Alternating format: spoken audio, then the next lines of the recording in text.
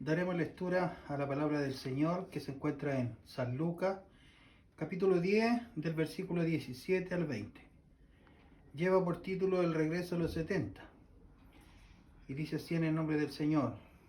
Volvieron los 70 con gozo, diciendo: Señor, aún los demonios se nos sujetan en tu nombre.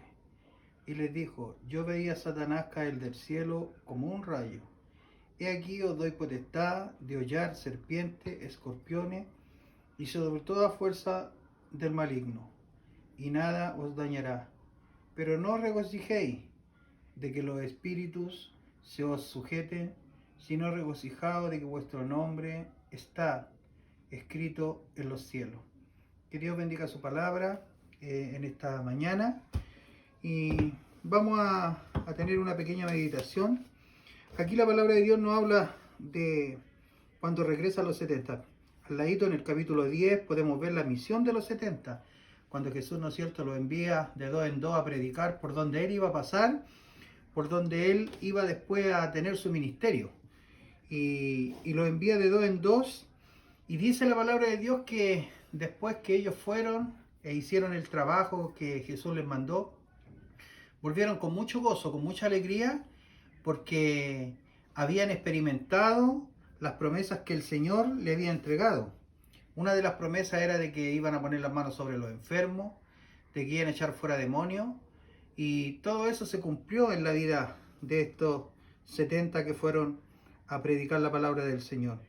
Pero vamos a ir viendo versículo por versículo. El versículo 17 dice que volvieron los 70 con gozo, diciendo: Señor, aún los demonios se nos sujetan en tu nombre. Quizá ellos pensaron, es decir, hemos conseguido una gran hazaña importante en el nombre tuyo. Hemos derrotado, doblegado la influencia de los espíritus malignos con la palabra de Dios en la mano. Y esta produce gozo, dando servicio a la comunidad. Ellos salieron a darle un servicio a la comunidad, predicando, entregando el mensaje de la palabra del Señor. Y eso los puso muy contentos, los puso muy felices. Ellos estaban tan llenos de gozo que al volver, ¿no es cierto?, ellos le decían a Jesús que habían echado fuera a los demonios, que estaban muy felices, que estaban muy gozosos de hacerlo eso. Pero en el versículo 18, Jesús le dice: y les dijo: yo veía a Satanás caer del cielo como un rayo. Jesús confirma la experiencia del poder que han tenido y les dijo: yo veía a Satanás caer del cielo como un rayo. Es decir, mientras ustedes derrotaban a los demonios, yo veía a su jefe ser expulsado del cielo. Jesús les recuerda la autoridad que le había dado. Cuando ellos le estaban contando de que estaban muy felices de haber echado a los demonios, Jesús le dice de que él veía, ¿no es cierto?, el trabajo que ellos estaban haciendo, y veía como Satanás era echado del cielo como un rayo, y también le recordaba que él le había dado esa potestad a ellos para cumplir ese trabajo. En el versículo 19 dice: he aquí os doy potestad de hollar serpientes y escorpiones, y sobre toda fuerza del enemigo, y nada os dañará. Jesús comenta que tiene algo muy importante que añadirle, no para quitarle el gozo, sino para que su gozo esté cimentado en algo mucho más sólido e importante. Aquí Jesús, ¿no es cierto?, en el versículo 19 le habla de la promesa que le entrega a los discípulos. Por eso ellos salieron a trabajar y a hacer el trabajo de predicar. Dice: he aquí os doy potestad de hollar serpiente, pisotear la serpiente, y sobre toda fuerza del enemigo, y nada os dañará. Es decir, aunque los mandó, dice la palabra del Señor, entre lobos a predicar, él dijo que él lo iba a cuidar, que él le iba a darle potestad. Y aunque ellos pisaran serpientes, ¿no es cierto?, aunque ellos se enfrentaran a escorpiones, que en la palabra de Dios y en la parte espiritual lo podemos ver como espíritus malos que se iban a enfrentar, dice que nada le iba a dañar porque ellos iban a estar. Pero Jesús, ¿no es cierto?, le comenta algo muy importante, al añadirle, no para quitarle el gozo que ellos traían, sino que para hacerle ver que quizás todas las cosas que ellos habían hecho no eran tan importantes, o sí eran importantes, pero no eran más importantes lo que Jesús le iba a decirle. Que no era para quitarle el gozo, sino para que su gozo esté más cimentado en algo mucho más sólido. El versículo 20 dice: pero no os regocijéis de que los espíritus os sujeten, sino regocijaos que vuestro nombre está escrito en el cielo. Eso era lo que Jesús le quería decirle a ellos. Que aunque hayan echado demonios, aunque ellos habían puesto las manos sobre los enfermos, lo importante era, ¿no es cierto?, lo que decía el último versículo, el versículo 20, que su nombre estuviera escrito en el cielo. Y a veces eso pasa en la vida del cristiano. A veces lo podemos ver constantemente, que hay muchos que se gozan de repente cuando hay reuniones hermosas, cuando de repente vemos tanta manifestación del Señor en algunos lugares, pero ¿cuántos nombres de aquella persona estarán escritos en el cielo? Cristo te advierte a los discípulos que no deben ser fuente fundamental de su alegría el poder sobre los demonios, ni el éxito en el ministerio. Su gozo debe ser producto de su redención del pecado y su destino celestial.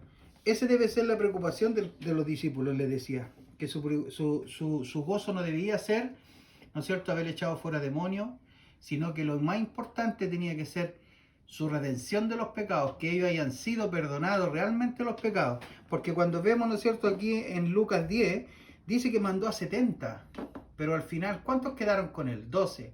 Y podemos ver, ¿no es cierto?, que de los 70, quizás muchos de esos después fueron los que pidieron que a Jesús se le crucificara. Por eso a veces tenemos que tener una convicción de que Dios, ¿no es cierto?, ha cambiado nuestra vida. La palabra de Dios dice de que Él va a ir renovando todas las cosas, y de la mejor forma que nosotros podemos demostrar que somos buenos hijos del Señor o que somos hijos del Señor es con nuestro hecho, es con nuestro testimonio y haciendo propia la palabra de Dios en nuestras vidas. Esto sí que es una fuente sólida de gozo. Jesús mismo nos advierte que se pueden realizar grandes servicios en su nombre, pero nunca haberle conocido. Y realmente es una gran verdad. Hoy día podemos ver muchas iglesias que no alaban al Señor, sino que todo lo que hacen es para agradar a las personas. Y realmente no hay, ¿no es cierto?, una consolidación en la vida de ellos como hijos. Mateo capítulo 7, versículo 22 dice: muchos me dirán en aquel día, Señor, Señor, ¿no profetizamos en tu nombre? ¿En tu nombre echamos fuera demonios? ¿En tu nombre hicimos muchos milagros? Eso lo dice la palabra del Señor. Y mire lo que dice el versículo 23. El versículo 23 dice: y entonces les declararé, nunca os conocí, apartados de mí, hacedores de maldad. Jesús declara enfáticamente que habrá muchos dentro de la iglesia que servirán en su nombre y creerán que son sus siervos, pero en realidad nunca le conocieron. Y eso es lo que quizás en estos tiempos podemos ver. Muchos que quizás dicen ser hijos del Señor, pero sus hechos dicen lo contrario. En Apocalipsis capítulo 3, versículo 5, dice: así el vencedor será vestido de vestidura blanca, y no borraré su nombre del libro de la vida, y reconoceré su nombre delante de mi Padre y delante de sus ángeles. Esas son las promesas del Señor. Si nuestros nombres están escritos en el libro de la vida, dice que Él nos reconocerá delante de su Padre, y dice que también nos reconocerá delante de los ángeles.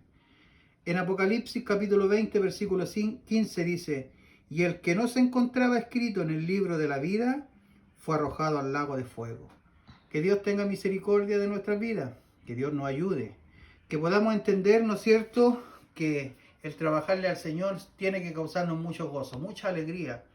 Es importante, ¿no es cierto?, que podamos ser unos convencidos de que hemos sido transformados por la palabra del Señor, que somos nueva criatura, que lo que el Señor va haciendo en nuestras vidas nos va ayudando a madurar, nos va ayudando a crecer.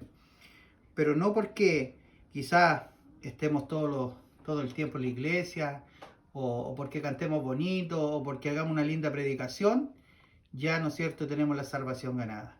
Aquí estos discípulos que volvieron, los 70, venían muy gozosos, muy felices del trabajo que habían hecho. estaba el respaldo de Cristo en ellos, porque se lo había prometido, así como Él nos prometió a nosotros. Y eso es lo que nosotros debemos de hacer también, creerle al Señor en sus promesas, que cuando podamos poner las manos sobre los enfermos, creer que los enfermos van a sanar, creer, ¿no es cierto?, que somos capaces también por intermedio del Espíritu del Señor echar fuera demonios, pero lo importante es que estemos convencidos de que nuestros nombres están escritos en el libro de la vida. Si no estamos convencidos, que este sea el tiempo en que podamos pedirle al Señor que nos dé la sabiduría, nos dé el entendimiento, nos dé el conocimiento y nos ayude para poder tener un encuentro real con Él. Para pedirle que nos perdone nuestros pecados, que nos limpie de la mollera hasta la planta de los pies y que Él, ¿no es cierto?, pueda entrar de una forma real a nuestras vidas, para que nosotros también podamos demostrar con hechos de que Él es nuestro Padre Celestial y de que Él nos ha transformado y de que nos ha cambiado. La palabra del Señor dice de que sin santidad nadie verá al Señor, y eso es una gran verdad, pero la santidad, ¿no es cierto?, es ir en busca de la perfección. Que Dios nos ayude, que Dios nos bendiga, que Dios tenga misericordia de cada uno de nosotros, que podamos sentirnos gozosos cuando hacemos las cosas para el Señor y el Señor nos utiliza y el Señor, ¿no es cierto?, nos toma como instrumento y podemos hacer su voluntad. Pero que estemos con una gran certeza en nuestro corazón, como dice la palabra del Señor, y que ese va a ser el mayor gozo, que un día, ¿no es cierto?, nosotros podamos estar nuestros nombres en el libro escrito, y no escuchar, ¿no es cierto?, de parte del Señor, no los conozco, alejados de mí, hacedores de maldad. Que Dios les bendiga.